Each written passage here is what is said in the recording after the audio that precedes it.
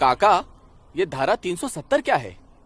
धारा 370 क्या है ये जानने के लिए 42 साल पीछे जाना होगा बेटा।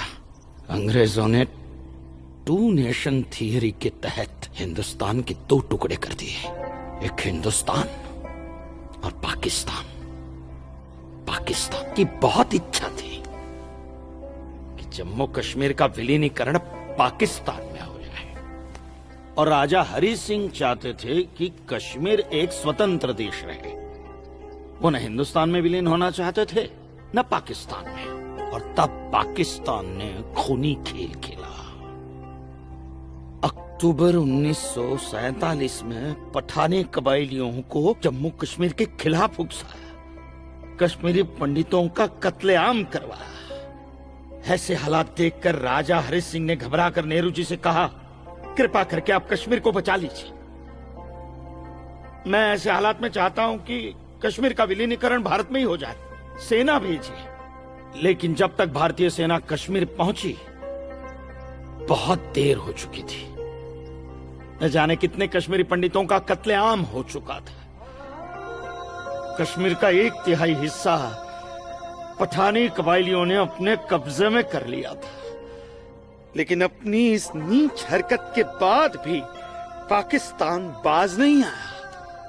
पठानी कबायलियों और भारतीय सेना के बीच युद्ध जारी रखा पाकिस्तान ने। संयुक्त राष्ट्र सुरक्षा परिषद के 3 सदस्य आयोग की रिपोर्ट पर 13 अगस्त 1948 को पठानी कबायलियों और भारतीय सेना के बीच युद्ध विराम घोषित हुआ, और यह तय किया गया कि कश्मीर समस्या का हल जनमत के आधार पर ही होगा। सितंबर 1951 में मताधिकार के बाद एक बार फिर जम्मू कश्मीर के भारत में विलय की पुष्टि की गई, मगर इसी दौरान शेख अब्दुल्ला ने अपने हाथों से धारा 370 का ड्राफ्ट तैयार किया और नेहरू जी को सौंपा।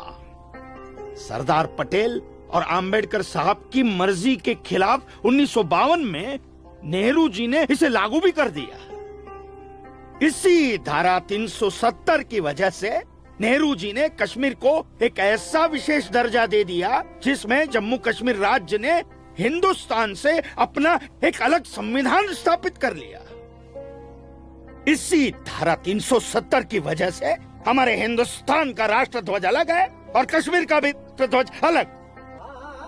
इसी धारा 370 की वजह से कश्मीर की कोई भी महिला यदि भारत के किसी भी अन्य राज्य के नागरिक के साथ शादी करती है तो उस महिला की नागरिकता समाप्त हो जाती है। लेकिन यदि वो महिला अगर किसी पाकिस्तानी नागरिक के साथ शादी करती है तो पाकिस्तानी नागरिक कश्मीर का नागरिक हो जाता है, हिंदुस्तान का नागरिक हो जाता है। इसी धारा 370 की वजह से भारत के किसी भी अन्य राज्य का नागरिक जम्मू कश्मीर में जमीन खरीद नहीं सकता, व्यापार नहीं कर सकता।